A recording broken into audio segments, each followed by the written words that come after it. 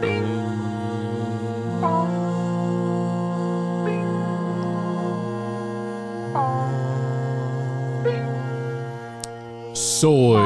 the final frontier. I'm Comrade Britain. And I am Test Pilot Pat.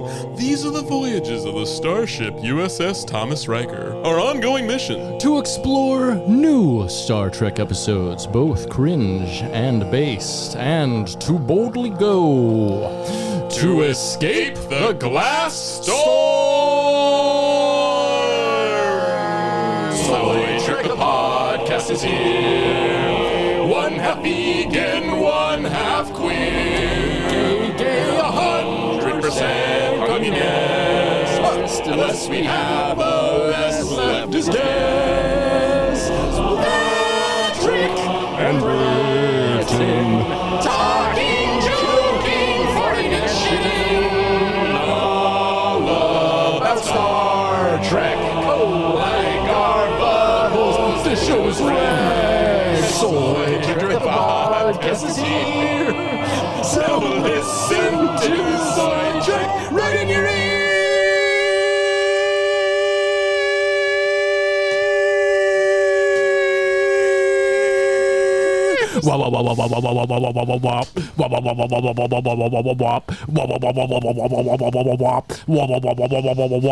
Yo, welcome.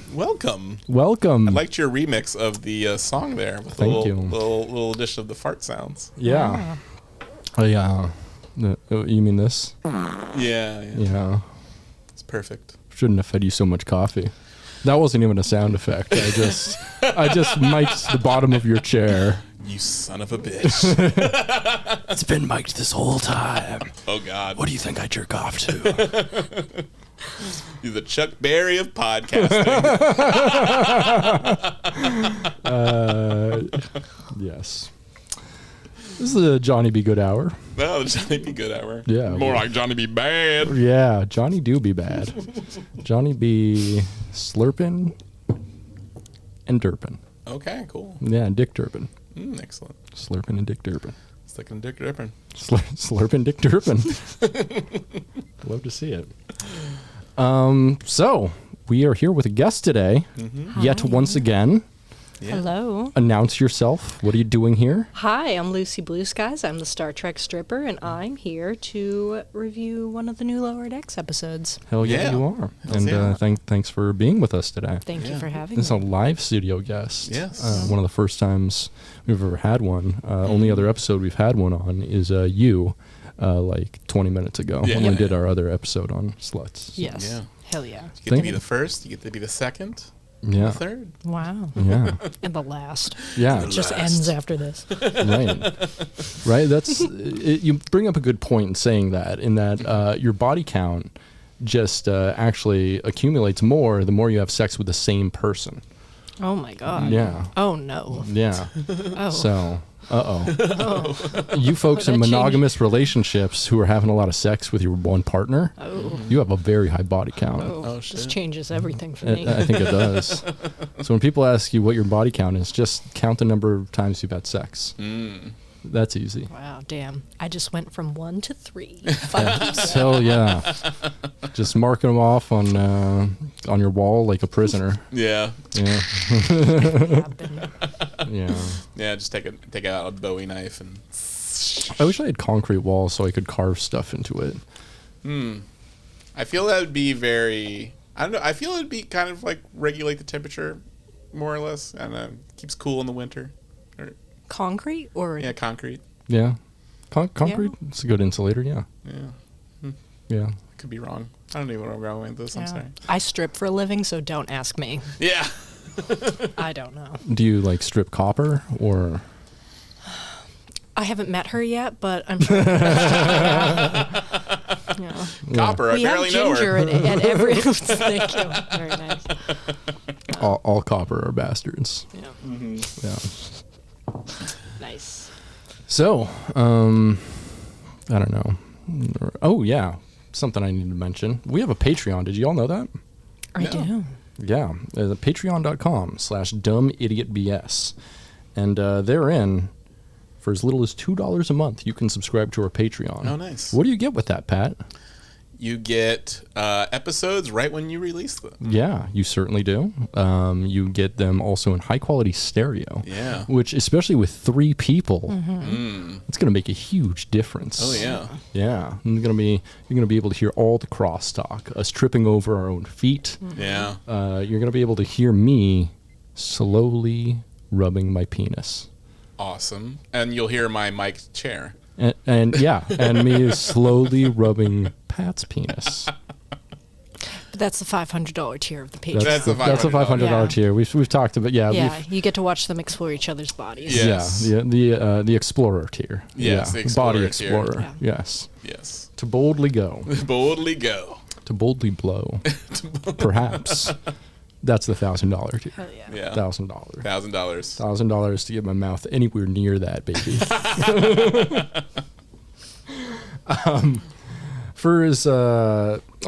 We have other tiers. For $5 a month, we mention your name and say thank you to people just like Dylan Lance, Nick Savard, Jordan Hale, David Craning Sites, Cappies, D. Gursky, Eric and South Slope, Jor Moore, Tim Wilkinson, Ethan Adams, Kyle Simmons, PJ Hale, Shane Sawyer, Gillian McCrary, SFC Punk, King Penumbra, Roberto Molina, 7 of 9, James Hartman, Anna Conklin, Iggy, Abigail Simpson, Electric Baphomet, and Jonah Hearn.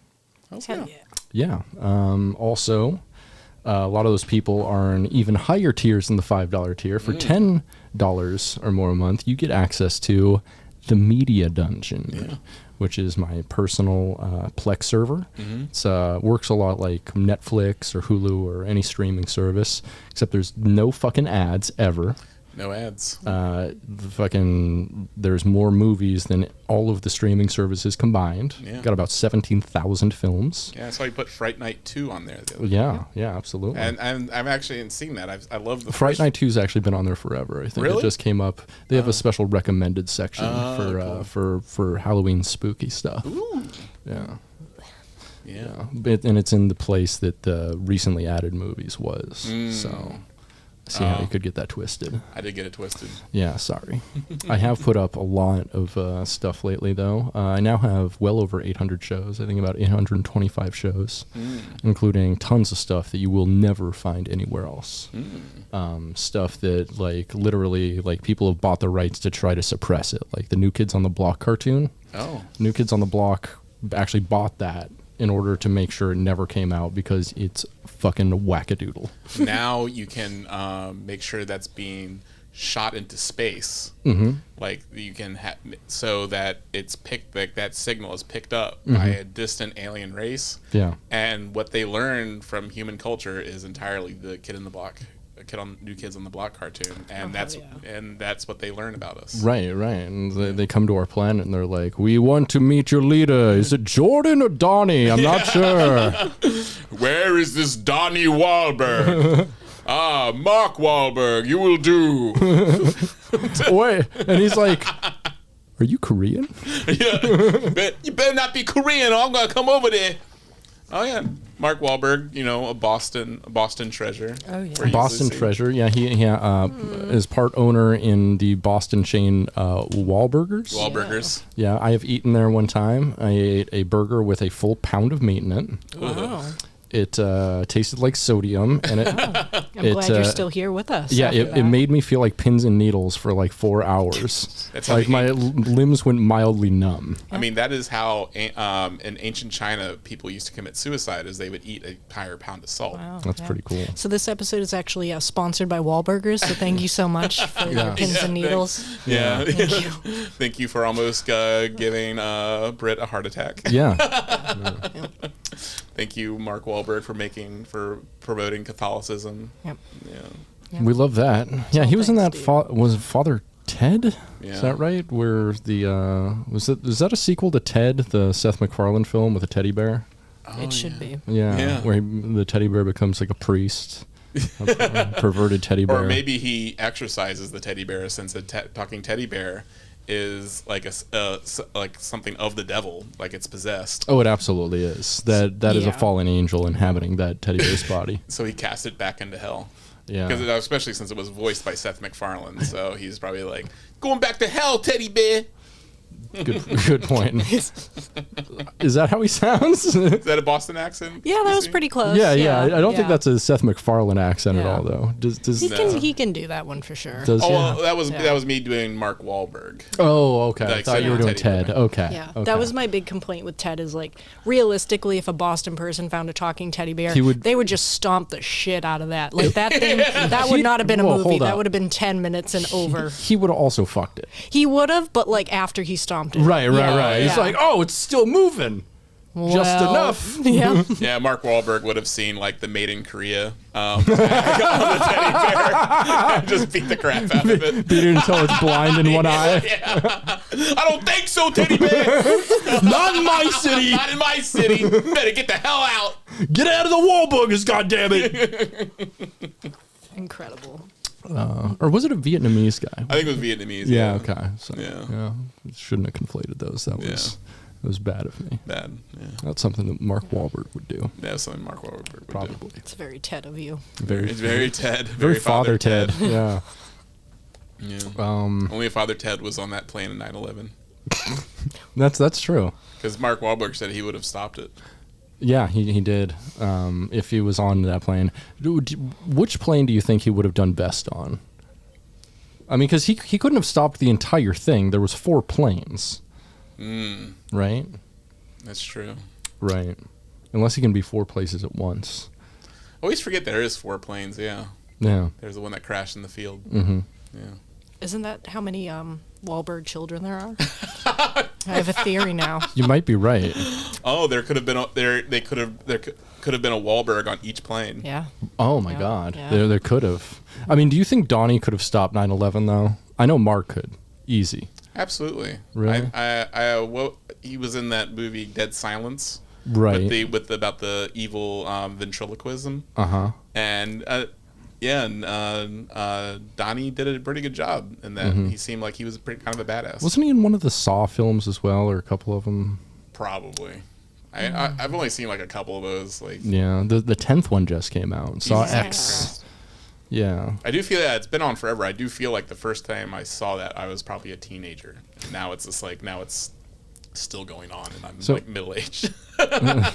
Is anyone else disappointed when a movie has X in the title and it's not like softcore porn? I mean, We all know what X stands for. Yes. And so I saw like Marcy X, the one with Lisa Kudrow. Yeah. I mean, have you seen Saw X though? No, I Do haven't. you know it's not a softcore I porn? kind of do. And can't anything be a softcore porn? That's true. You should have know a more what? open mind. That's Yeah, very good, yeah, because everyone has a thing for something. Yeah, and maybe that Billy the Puppet. I mean, I think everything it, can be man. softcore porn except for hardcore porn. Wow, yeah. Yeah, when you think Alright. about it. though like- it also depends on your definition of hardcore. And a So, like, there's definition, also depends on your Yeah. definition of pornography. To the Joker, hardcore porn is It's just regular porn. Regular porn. Yeah. That's very true. Yeah. Yeah. What kind of porn do you think the Joker would watch? I think he would just like really just like just stuff that you wouldn't consider pornography. Yo, he just watched like the actual like Hollywood films they put on Pornhub.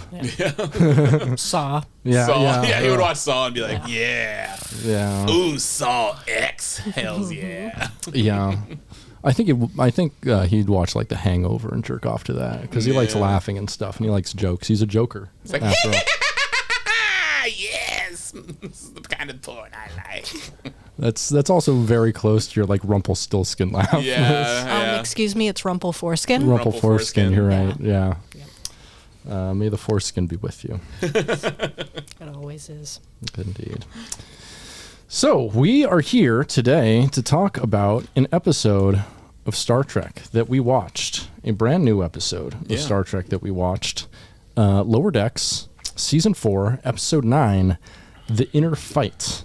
Yeah. Obviously. I love that name. Yeah, obviously a takeoff on Star Trek TNG episode, The Inner Light. Yeah. I love that episode. Yeah, it's one of the best episodes. I mean, it's an episode that makes you cry every time. It's the people might know it as the flute episode of Star Trek TNG, where Picard gets a flute, falls in love, has a whole ass life, and then comes back to reality, and he's a starship captain again. But he still has a motherfucking flute, so something real up in there. Yeah, they got that Reskian flute. Mm-hmm. Yeah. What's your Reskian flute in life? What do you toot on? What do I toot on? What do you toot on? I toot on this vape right here. I always have multiple beverages. Right now I have a water, a coffee, and a big old thing of garlic sauce. I did need a straw for this, by the way, so. Yeah. Oh, yeah. We'll get you that straw. I'll make do. No. I'll make do. Yeah. I mean, the only way to drink it is straight out of the bottle. Oh, yeah. I mean, it is a squeeze bottle, so you just got to angle it. Yeah. Do a little squirt. Yeah. Extreme. Yeah. So this is the 9th episode of the 4th season, released on October 26th, 2023. It is the 39th episode of Lower Decks overall, and the 907th episode released overall of Star Trek in general. Wow. Yeah. This one was written by Mike McMahon, which you probably know as the creator of Lower Decks and the showrunner of Lower Decks, as well as Solar Opposites. Used to work on Rick and Morty. He's been around the block a few times. Marty from the block. Indeed. This one's directed by Brandon Williams, who has worked in the art department for several seasons on Lower Decks and has directed so far 3 episodes this season, which are his first 3 episodes of anything ever directing. Damn. And that's The Cradle of Vexilon, which was an all right episode. Yeah. Parth Ferengi's Heart Place, which I thought was great. And then this episode. Great name. Yeah. Yep. Huge Dark Place fan. Absolutely. So, should we jump right in? Yeah. Full of Sin. Let's do it. We open on Perseoff 9, where Mariner, Boimler, and T'Lyn have just installed a power relay at a research station. One of the scientists explains that at the station they research the venomous tremble lizard, whose skin is covered in a neurotoxin, and they also have corrosive blood. So pretty much like the alien from Alien, but they're cute. Yeah, they're very cute. They're really into like the cute, deadly things this season, between like this and Moopsy and shit. It's kind of a recurring theme, I think. I think they're trying to get more things to merchandise from this show. Yeah. So apparently when you touch the tremble lizard, your eyes pop out. Like the cartoon wolf when he gets super horny. You know? It's like boing! Yeah. Yeah, all that. I was hoping to see actually that happen, but we don't. No, we don't. We just kind of know about it happening. Yeah. So suddenly a lizard bites a wire from inside their containment area, and the force field holding them disappears. The team goes to put on anti-venom suits, but Mariner runs out and uses a metal tray to deflect the lizards and repair the force field. She returns, but with a tremble lizard still on her back, who pounces on the scientist, and Boimler has to rescue him after his eyes pop out. Opening credits, 2 minutes and 10 seconds. What do you think of the cold open here? Thought it was good. Yeah. Very good. It gave a little Jurassic Park vibes for me with the fence going down and going back up. Fair. Yeah, a little terrible lizard. Yeah, and the tremble lizard, terrible lizards, like Tyrannosaurus. Yeah, and I did like. I did wish that that guy whose eyes pop out. I did like his whole thing where he's just like, oh, they're so beautiful, and then the thing goes down. He's like, oh, kill them. Yeah. He only likes them when the gate is up. Yeah, I would have liked him to also, since his eyes popped out, to have him return with like Geordi's visor or something. Oh, that would have been. That would have been really funny. Yeah. Oh, this is of course of a 2-parter. I mean, yeah, he could show up in the next episode. Yeah, you never know.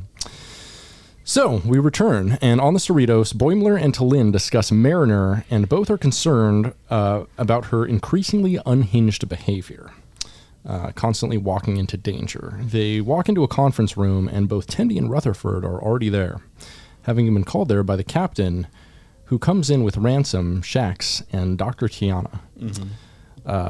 Freeman demands to know why Mariner is trying to get herself killed. There's new intel on the attacks on the non-Federation ships, but now there are multiple ex-Starfleet officers they believe are being targeted because they have information.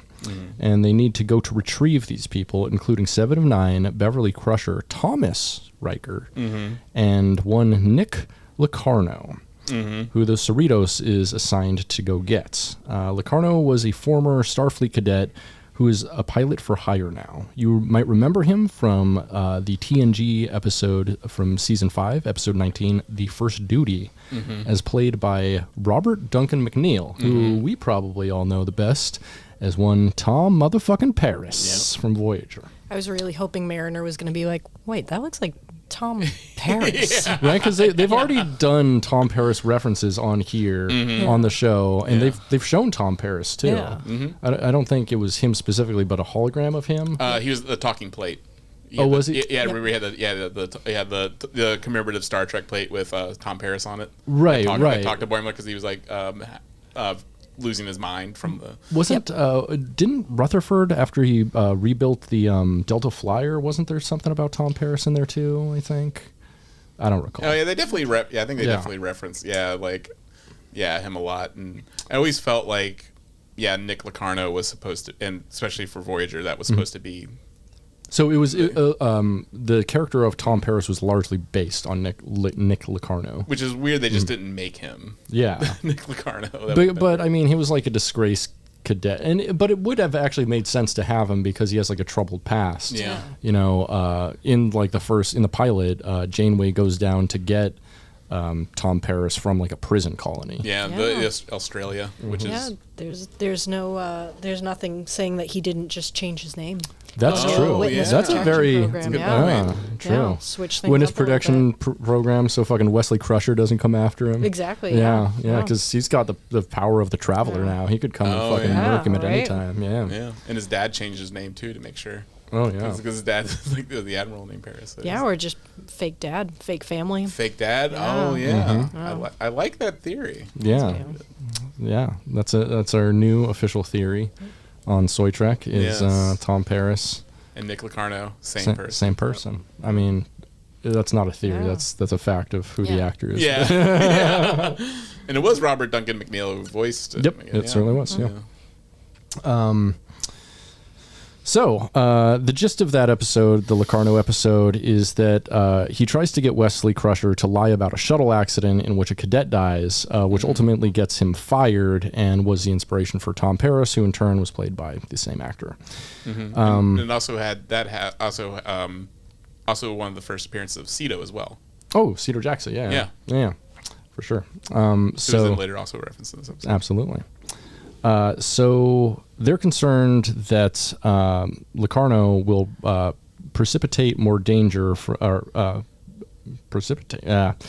will get more danger out of Mariner. So the lower decks team is ordered to the Sherbal system for a very undangerous mission.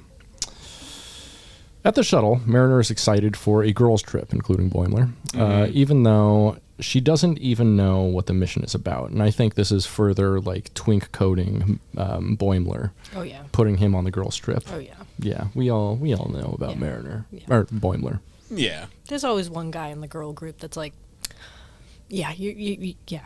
Yeah, he's one of the girls. Yeah. He's one of the girls, ostensibly. He's non-threatening, probably gay. Yeah. Probably. Yeah. Twink. Yep. Yeah. Twink coded, yeah. Twink coded, yeah. Every girls group needs a twink. Oh yeah. Absolutely. So Mariner is excited for the girls' trip. The shuttle departs and arrives on Sherbal 5, where Mariner wonders how repairing an old-ass weather satellite is dangerous. The team comes up with some bullshit reasons, but little known to them, they are being watched by a cloaked Klingon bird of prey. So elsewhere, the Cerritos arrives at New Axton, which Shax says is twice as lawless as Old Axton without any of the charm. Which I feel like that's exactly what Seattle is now. Oh, yeah. Like, it's twice as lawless as it used to be, and it's no more charm. Which is... Yeah. Yeah, think about it. That's Seattle. At least according to Fox News. I mean, yeah, true. Yeah, you never see any of the crime. It's all in like Tukwila and shit. Oh yeah. So Ransom says that Locarno offers his piloting services out of the capital. Freeman says they'll fit in. To fit in, they'll have to act like criminals. But suddenly, they're hailed by traffic control for their parking job, disturbing the moon's orbit.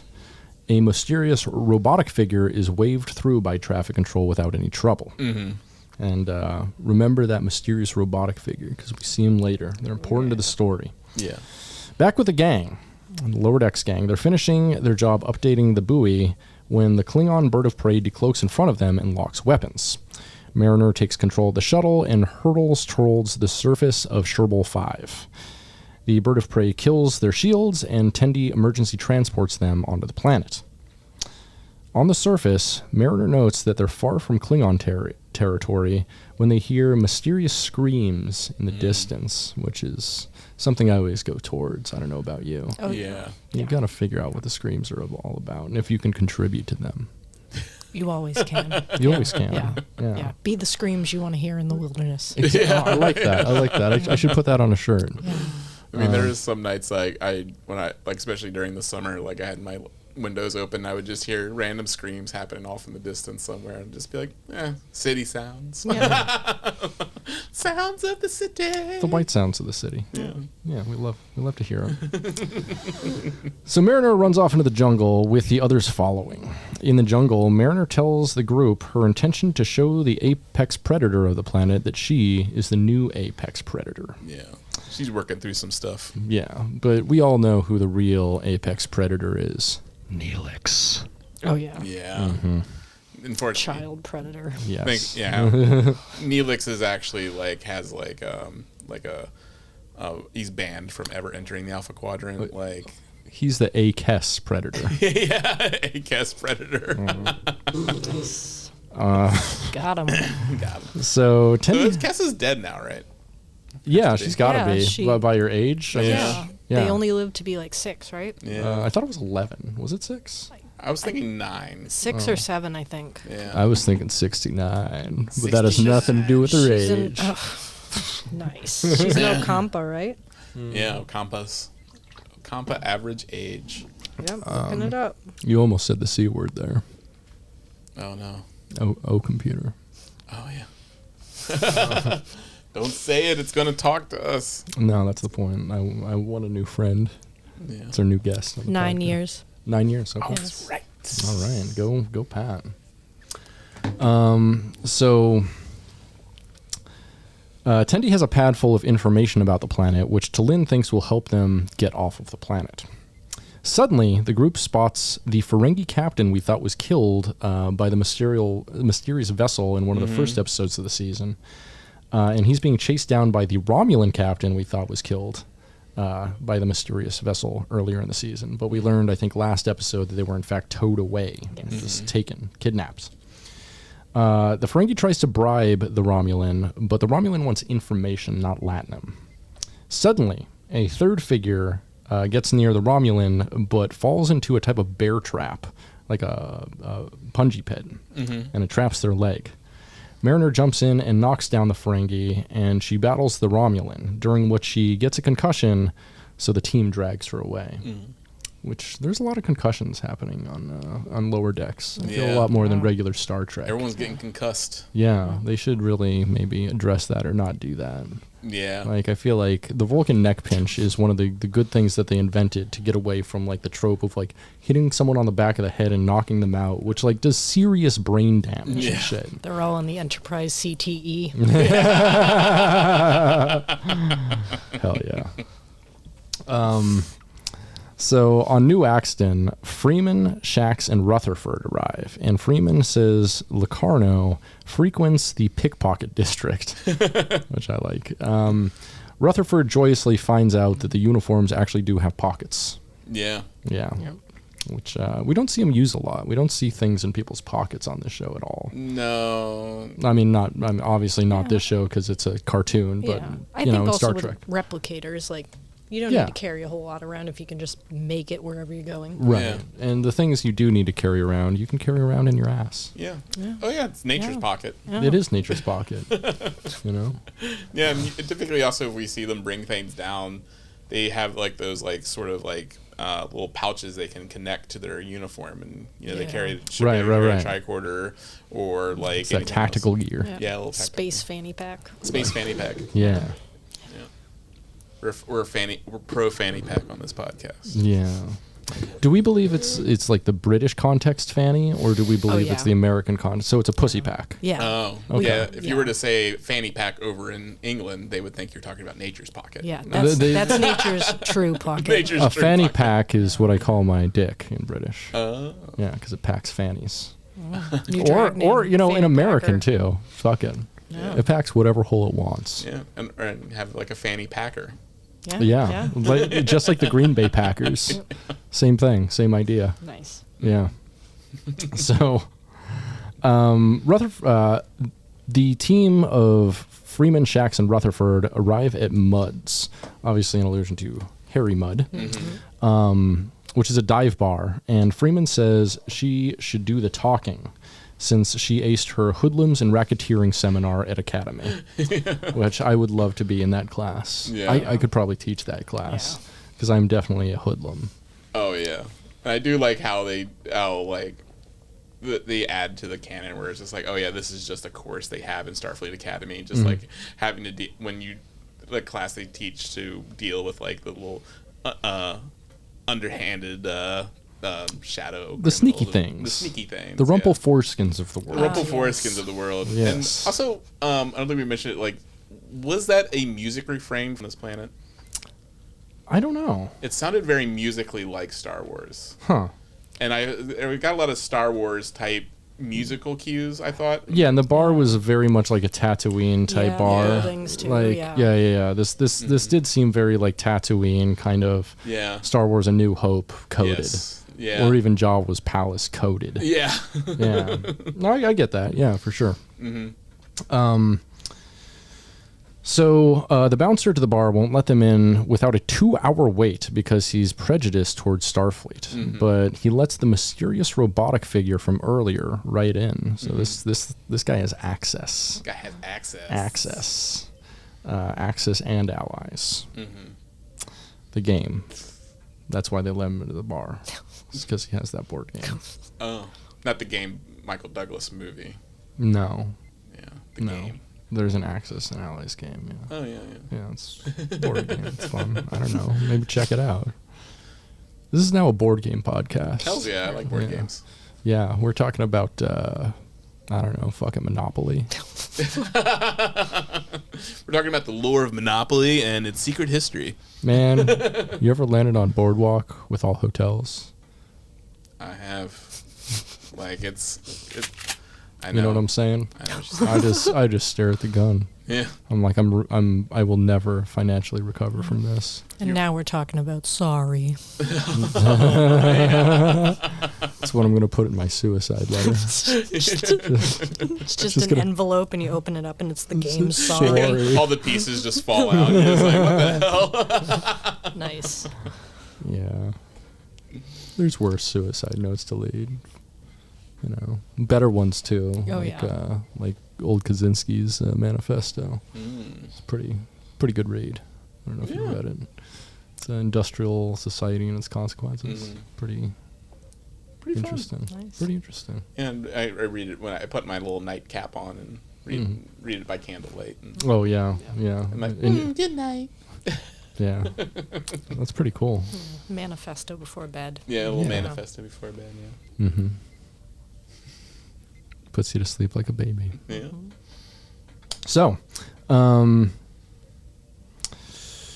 Freeman complains about not being let in, but is given an extra half-hour wait for her protests. Back with the Lower Decks gang on Chervil 5, they're discussing how strung out the Romulan captain was, and T'Lyn insinuates that she might have been at the battle with Pakleds. From the end of episode or season 2, I think. Yeah. Is that right? Suddenly, a Cardassian drops from a tree, and T'Lyn neck pinches him out. Tendi climbs a tree and says that there is a monitoring station nearby where they could make a distress beacon. Boimler notices campfires along the way and suggests taking a longer way around, but Mariner protests, and T'Lyn tells her they're ordered to stay out of danger. They decide instead to get some rest, so they're not such dicks. Yeah. And that at this point, I think I was just like, oh, I think there's the Apocalypse are behind this, because Al-Talin was just like talking. Mariner was like, wait, I was there too. Yeah. It was a weird kind of like Easter eggy thing.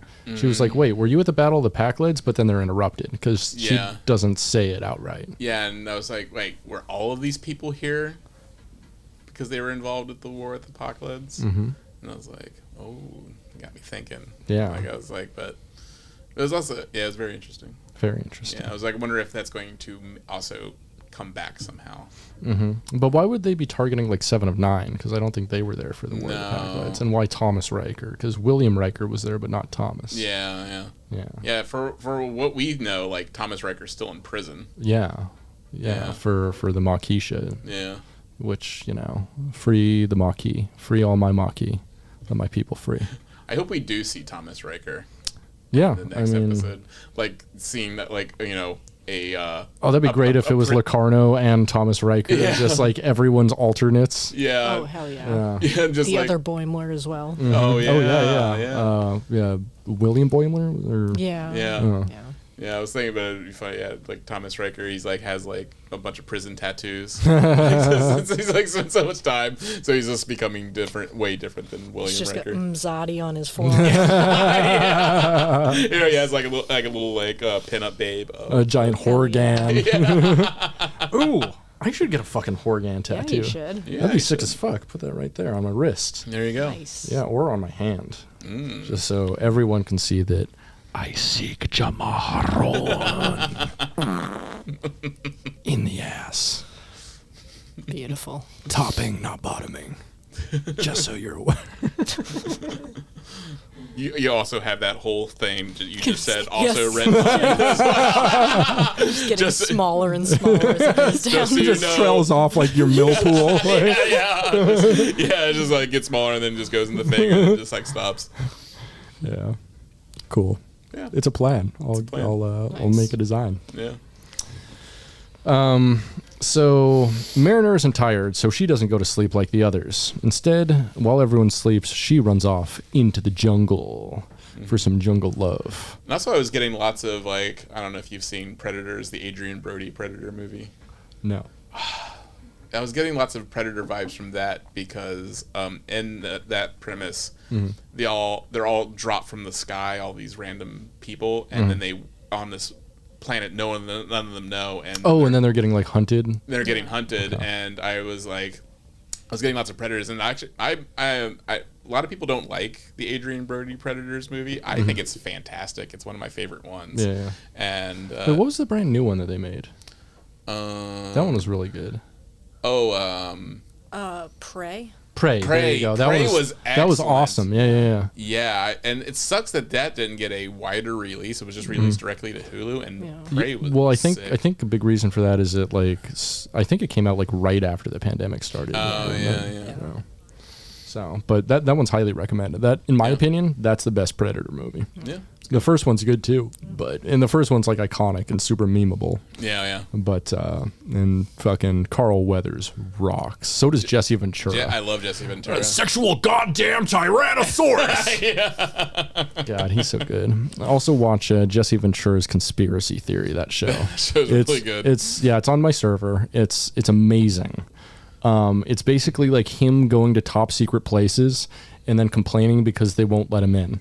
And you're gonna let me into this place? I'm Jesse Ventura. Yeah, you're not gonna let in the former governor of Minnesota, the former heavyweight champion of the goddamn world. You're not gonna let me into Area 51. What are you hiding? I'm exploring these conspiracy theories, and I'm trying to get the answers that nobody wants to answer. I'm asking the questions that are very dangerous, and only the former heavyweight champion of the wrestling world can really get these answers, and former governor of Minnesota. They call me the body, but I'm also the mind. The body is honed, but so is the mind. And I do like Jesse's mullet. I mean, I do like his longer hair that he got later in life. Yeah, that's always cool. He looks terrifying. I love that now he's just like all he talks about is weed and legalizing weed. He rocks. He grows weed now, so yeah, he rules. I also watch him cuss out Waters, Jim Waters. I was gonna say John Waters. Thank you. Not John Waters. He's cussing out the Fox News host. Oh, nice. Which, yeah, we love that. Because also he sued Jesse Ventura sued Chris Kyle's estate. Oh yeah, because Chris Kyle insinuated that he beat up Jesse Ventura in a bar. Yeah, and Jesse Ventura's like, that never fucking happened. Yeah, he's successfully sued because I hate Chris Kyle, but yeah. Rest in piss, Jesse Ventura. Yeah, rocks. I love that he went after a dead man and beat the shit out of him. That's so cool. He beat him after death. Yeah, we'd love to see it. Yeah, go Jesse Ventura. It was a pro Jesse Ventura podcast. Yes. Now. This is now the Conspiracy Theory with Jesse Ventura podcast. Today we're going to be talking about Bretton Woods. That's all I got. Yeah. So in the jungle, Mariner encounters the creature caught in the trap from earlier, who reveals themselves to be a Klingon, who demands that she leave.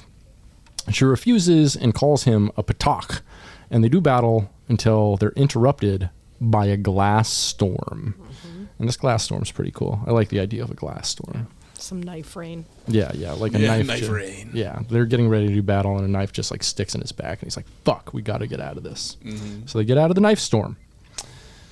So Mariner and the Klingon reach shelter, and the Klingon, who we will later learn is named Ma'a, says the bird of prey that attacked them betrayed him and abandoned him on the planet, and promises them death. Mm-hmm.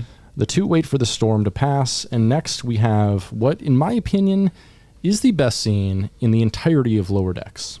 Mm-hmm. So, Ma'a, still waiting out the storm, tells Mariner that she's Starfleet, but also a warrior. She says her mind just clears up when something's trying to kill her. Ma'a says she wages war with herself. Which, this is one of those moments of a Klingon, like, framing everything as a battle that I just fucking love. You know, Worf, when he's like, time is their enemy. Mm-hmm. You know, like... Klingons make the best therapists, honestly. They do. Yeah. They do. Like, they're the best at, like, recontextualizing everything as a battle, like, and as a struggle. Mm-hmm. And, like, there is an objective to win against something, some enemy, whether it be, like, yourself... and your own desires, like Mariner, or, you know, with Worf and the farmers and stuff, time. Yep. Mm-hmm. You know, like, everything in life can be, I guess, kind of boiled down to a conflict between forces, a material conflict. And in as much... Mental health is also a struggle? Yeah. Wow. In as much, I see the Klingon is doing a lot of, like, material historicism, you know, and they're almost Marxist in that respect. Almost. Mm-hmm. So... Mariner calls Ma'a real chatty for a Klingon. He grumbles. She says one of them is going to die soon, so it doesn't matter what she says, so she opens up. She says she recently got a promotion she didn't want. She wanted to get demoted, and Ma'a says that she must hate Starfleet, but she says she doesn't.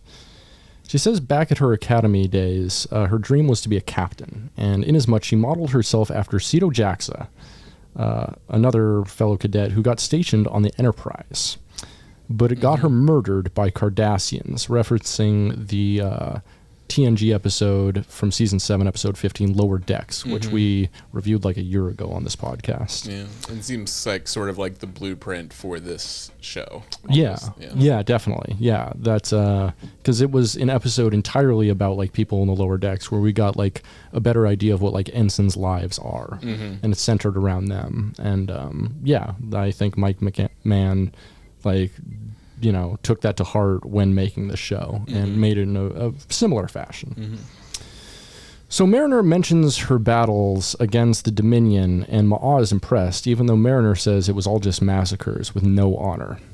She says she doesn't want to be a general and send her friends off to die. So she's having like a lot of like contemplation here and inner thought and like stuff we don't usually get to see from Mariner, which we love. Like this is a deep Mariner moment, which we only ever really get to see like people successfully diagnose her, and not really her successfully diagnosing her own problems. She says Starfleet isn't about battles. It's about solving puzzles and discovery. And if Ensign was good enough for Ceto Jaxa, it's good enough for her. Mm-hmm.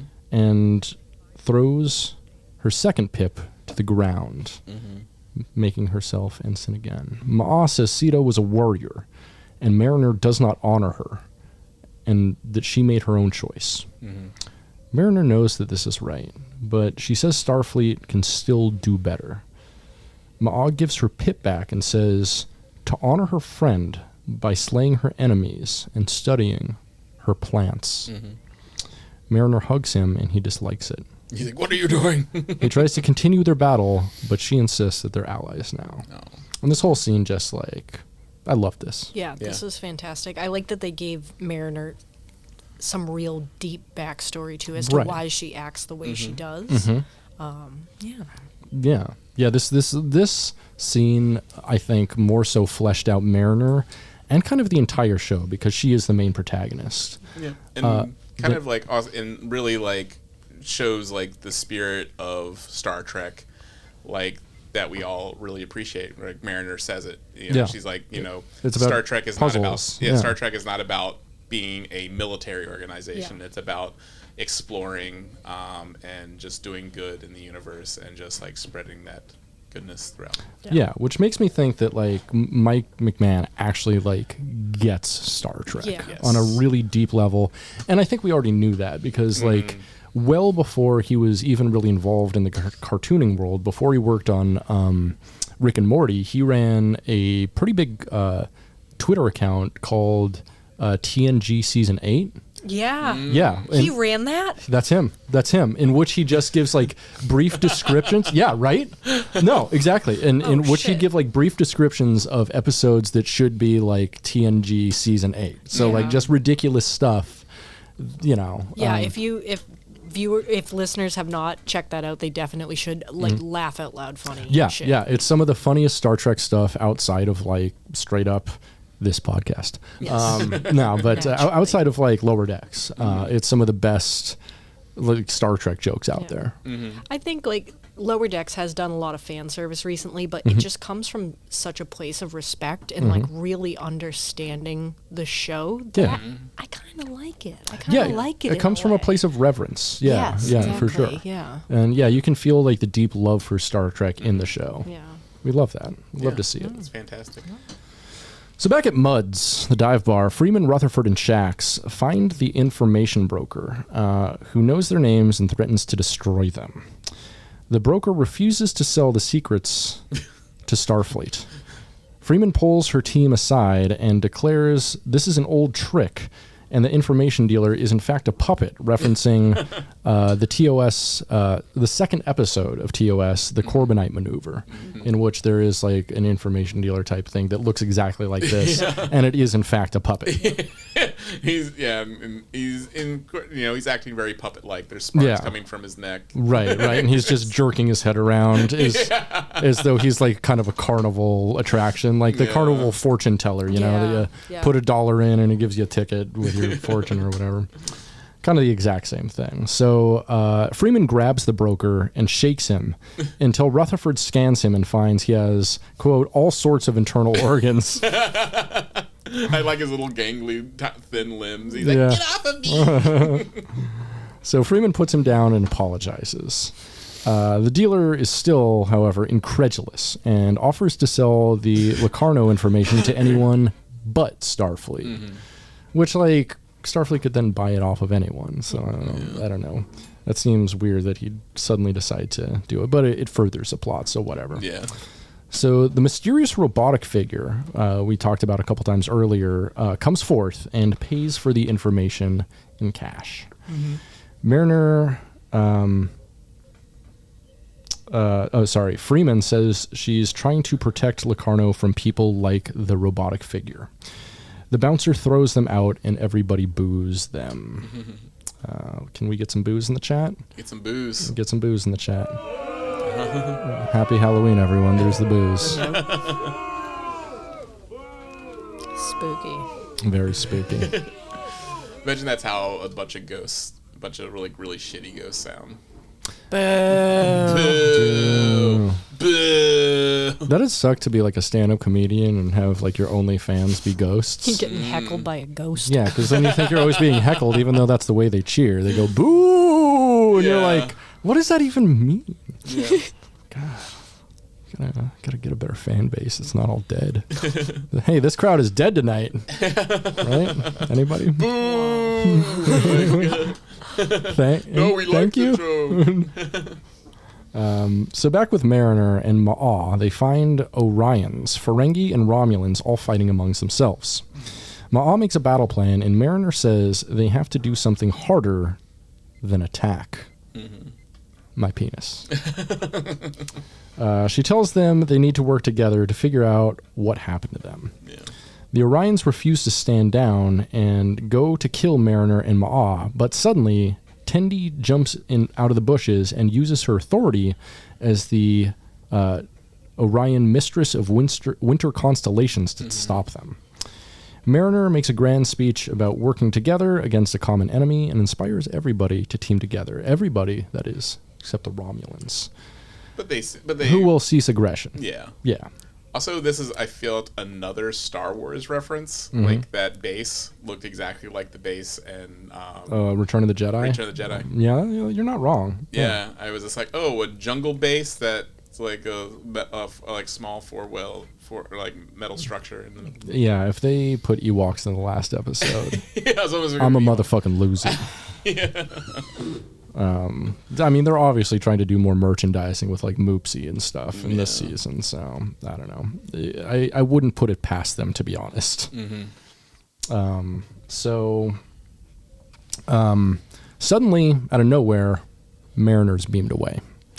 The rest of the group think they've been betrayed by Mariner, but Ma'a says she wouldn't do that. Plus, he has a plan to use the relay station in front of them. Back on New Axton, Freeman's group walks out of the bar, defeated, until it's revealed that the mysterious robotic figure was in fact Billups in disguise. I thought that was great. Yeah, that was a fun little reveal. I kind of thought that might be Nick Locarno for a bit. That would have been interesting. Hoping. Yeah, if he bought the information on himself, that would actually made sense, I think. So keep it out of their hands, buy it themselves. But it's not. It's Billups. Yeah. Freeman, which was very funny. Yeah, because Freeman had the plan all along to... And Billups is a huge dork. And he's dressed up like really cool. He has a skeleton face on. Yeah, he's kind of Boba Fett coded in here. Yeah, Boba Fett coded. Yeah. More Star Wars. More Star Wars. Freeman had the plan all along to trick the information broker into selling them the info on Locarno. Back on Chernobyl 5, the mysterious one-man ship from earlier in the season that kept on, as we've learned, kidnapping the other ships, flies away from the Klingon bird of prey. The captain notices a distress signal coming from the planet and goes down to destroy it. While they're doing so, the refugees from the planet jump onto the ship and break in. Ma'a rips apart the captain and claims the ship for himself. Which, I'm not sure, is this the first maybe confirmed death in Lower Decks? No, I mean, lots of people have been killed. Have they? Yeah, like remember the one, I mean, this is the one evil admiral. Remember he was using the... Yeah, but we don't see his death, do we? He gets blown up. Yeah, but I'm talking, I guess we see a ship getting blown up. Yeah. I will burn your heart in a fire thing. Yeah, and also, and Shax gets killed while battling a bunch of, like... True, we do see Shax, but he gets brought back alive, so... Yeah, but... Is that truly death? But I don't think those Poclids that got blown up with him lived. True. Yeah. What if they did? What if they're running the shots now? What if they were on the Black Mountain with him? Oh, yeah. Also got brought back. We don't know enough about the Black Mountain. No. So back with Freeman. They're at Locarno's last known locale, and they see plans for the one-man ship that we've been talking about, and they realize what's going on. Over with Mariner. She wakes up in what she calls minimalist hell. It's a spaceship, and it's piloted by none other than Nick Locarno, who says that they're going to cause some trouble together. To be continued. That's the end of this episode. Yeah. What'd y'all think? I thought it was great. Yeah. Yeah, I thought this was a very good episode. I like the twist. I like it being like a legacy Star Trek character actually running that ship. Yeah. And not just like another mystery supervillain that has like a fatal flaw that's easy to exploit. Right, which right. I think is very cheap. Yeah, Yes. and I don't think they dropped like too many clues or anything, but this was like a genuine surprise. Yeah. Yes, it was. Like who was behind this? Because like I would have never told you that. I would have gone with a million different races before that, a million different other side characters. I barely remembered Nick Locarno. I didn't even remember his name. So when they said it on the program, I'm like, I mean, that sounds familiar, but was he in Star Trek before? I don't know. And then I like looked it up, and I'm like, oh shit, Yeah, that was a Tom Paris character. I was thinking the Apocalypse, yeah. Mm-hmm. Yeah, but like, because it would make sense, bring the Apocalypse back. Yeah. But yeah, Nick Locarno was I a mean, nice surprise. There's nothing saying that he's not working for the Apocalypse. That's true. Oh, yeah. Which I'm sure Except the we will- Apocalypse are insanely dumb. Yeah, because So- we don't really Well- know where this plan's going, like Yeah. what he's trying to accomplish here. Yet. Well, the Apocalypse are dumb, but they know how to exploit other people to get them They to do. do things for them. Yeah, that's true. I hope Morn's race is behind this. Oh my God, I I hope hope we it's get to Morn. that would be interesting That'd be Yeah. amazing. because ostensibly Morn's got to still be alive. I mean, Well, I think Nick Locarno's like has probably a good reason to seek revenge against Starfleet for some reason, because yeah, it seemed like he had before, like, his shit got fucked by Wesley Crusher and got kicked out of Starfleet. Like, he was on a high trajectory to be like one of the most successful yeah. pilots. He was the leader of Nova Squadron, I think, or Yeah. whatever. He was the leader of the squadron of his cadets. So Yeah. like, Wasn't he the one who wanted to do that maneuver that got the Yes. person yes, killed, though? yeah, that's why So he. yeah, instead of him being rehabilitated, he kind of got pushed to the side. And the whole point of Right. Star Trek is when someone does something like that, they rehabilitate them. Yeah. Right. And because Cito was given a second chance. Exactly. Oh, And- 100%. And, He and, wasn't. and Cito was in that group, Mm-hmm. and she got that second chance, and he didn't. So what we're saying is this is Starfleet's fault? Yeah. Yeah. I mean, most things are. Yeah. Yeah. Because they don't do true restorative justice. No. No. Yeah. They'll just fire you from Starfleet for lying. Yeah. It's like, who hasn't lied to their boss? You know? Yeah. It's true. If you don't lie to your boss, you're boring. That's all I gotta say. I'm 100% truthful with my boss. Uh-huh. Yeah. Just walking into his office. I've been thinking about you. Not in a weird way or anything. I just wanted to tell you to be 100% truthful. Yeah. You should go in on Monday and be like, we were talking about you this weekend. Yeah. He's like, what? Just wanted to be upfront. I have a wanted to Star be Trek upfront. podcast. I've been talking about you. I've been talking about you real hard.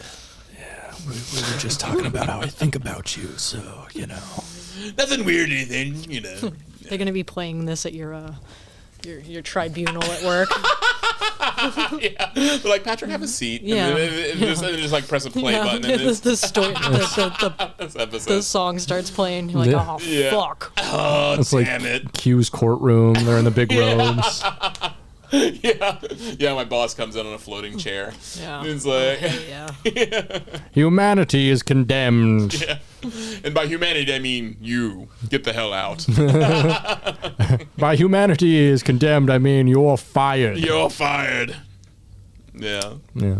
There's worse ways to lose your job than thinking about your boss. Yeah. Does anyone have any sort of like, is anyone thinking like what Nick Locarno's plan is? Stir up some shit. Stir that Like, shit pot. Why? Take a sip. Why do you kind of suspect he's been stealing these ships and these crews and having them fight on Sherbal? It's a good question. One possibility is he's doing like a most dangerous game type thing, where he's like a Running Man type thing, where he's like they're. But why them specifically? Why these people? I don't know. Maybe it's like a battle of the races. Maybe he's trying to finally figure out what race is truly superior. Yeah. At first, when I realized it was all the people from the disappearing ships, I thought maybe there's that one episode in Next Gen where they bring the Vulcans, the Romulans, Starfleet, and then another race all to a planet because the master race had seeded the galaxy. Do you remember what I'm talking about? Yeah, the founders. Yeah. I thought it was going to be something like that, but it ended up taking more of the Predator twist. Yeah. Yeah. And Yeah, and those were all the captains, right, that were on the planet, weren't Yeah, they? yeah, correct. Yep. So, and I'm wondering What they did with the lower deckers and stuff. Yeah, and because like I'm wondering is Nick Locarno just like recruiting all of the lower deckers and doing some sort of Good question. They're going to make them fly in that maneuver. Yeah. That's what he's I'm gonna get it right finally. Yeah. Finally gonna get it right. Oh my God! What that would be so funny. Yeah, imagine He's like, I'm gonna make this maneuver work. He's gonna prove to Starfleet is. Yeah. He's like, give me a second chance. Give me a second chance. I don't have that damn Wesley around. Oh my God, that'd be funny to bring back Wesley and Wesley ruins it again. Yeah, I feel like they haven't like dropped enough clues for us to truly understand like what's going on, which is fine. Yeah, which is fine. Yeah. Yeah, I think it's good that it's not like telegraphed, 1,000 light years away. Yeah. Mm-hmm. Which happens so often in TV nowadays. Yeah, it's absolutely. true. Like this episode completely surprised me, and I'm sure the next one will also surprise me with where they're going with this. And there could be a whole host of other little references and guest stars we're not even suspecting. Mm-hmm. I mean, they could have the other three on the list. They could have a Thomas Riker, a 7 of 9, and a who was the third one? Beverly. That's right, Beverly Crusher. I love that. No, that'd be great. We all love to hear and see those three. And as we've seen, like all of those people have been having recent appearances in Star Trek. Mm-hmm. Yeah. Like have been either Jonathan Frakes will still be playing himself basically, but he'll be playing his clone. But yeah, and like Crusher recently did some voice work for the Very Short Treks. Very Short Treks. Yeah, as well as Jonathan Frakes. So yeah. And then 7 of 9 is always available. Yeah. Apparently for Star Trek. So yeah, excited to see how that all is. Yeah. So we got one episode left this season. Do we have any predictions? No, I think they're going to fly that fucking maneuver. Mm-hmm. I think they're going to do it again. I can't wait for that. Yeah. I want to see that maneuver. Yeah, me too. He's going to use that maneuver to take down Starfleet somehow or something. Yeah, I hope if he does that maneuver, maybe like they'll expel Wesley from being a traveler because he was wrong. Or maybe he's building an army to take on Wesley since Wesley now has these traveler powers. Mm-hmm. And so this is all a way to get revenge on Wesley. However, we know that plan wouldn't succeed because Wesley shows up as the traveler at the end of Picard season 2. But then again, like that Wesley, he's outside of time. Yeah, he could That's be true. killed. Yeah, He that's could true. be killed in the past. That's true. Past somehow. Yep. Okay. Yeah, you're not wrong there. Man, time's weird, right? Yeah, time is weird. Yeah, especially the New York Times. the lying New York Times. The failing New York Times. Failing New York Times. Yeah, so I'd give this episode a solid, 8 out of 10. Yeah. I mean, the whole episode was pretty good, but I've completely elevated it. You know what? I'm going to give it an 8.5 out of 10. Yeah. I like it. Yeah, I agree. Yeah. Yeah, this one was really Again, Klingons really like getting Ceto too, because like Worf was like he understood Ceto. That's true. Eulogized her in Lower Decks. Mhm. Yeah. Yeah. And then like this Klingon, he also understood Ceto and the mission of Starfleet. Hell yeah, we love to see it. Love to see it. Any other thoughts, figures, facts, considerations, iterations, masturbations, Masturbatoriums. masturbatoriums? That's what I call my bedroom. As you can see, there's a sign above the door. Oh, yes. yeah. Oh, wow. Masturbatorium. Wow. Did you do that in cum? Yeah, Damn. it was hard getting the Comic Sans font. Yeah. That takes some aim. Yeah, it you did. did a good job. It really though. did. There's got to be That's at nice. least 80, 90 ropes up there. Yeah. Yeah. And that's the ones that were successful. I mean, like you have a Yeah. whole like you're trying to There's miss like a shot. 3-foot pile you have to walk over to get in. I've got more ropes on my floor than like a wooden ship's sails. Got cum stalagmites on the floor. Yeah. Nice. Yeah, something's growing, and stalactites from the ceiling as well. Yes. Yeah. Yeah. And man, those form over like thousands of years. And They do. I'm one of the ancient ones that H.P. Lovecraft spoke about. Yeah. just you're cranking it on the ceiling. Yeah. Yep. Excellent. Cool. Yep. Nice. Well, I guess we'd all say watch that episode. I think we'd all recommend it. Yeah. So thanks for hanging with us, Soyagers. Yeah. Be well, travel safe, and go watch The Inner Fight. Go watch Good The Inner episode. Good episode. Yeah. All right. Well, thanks for checking with us, soy boys, girls, and the beans. Hang dong and shocker.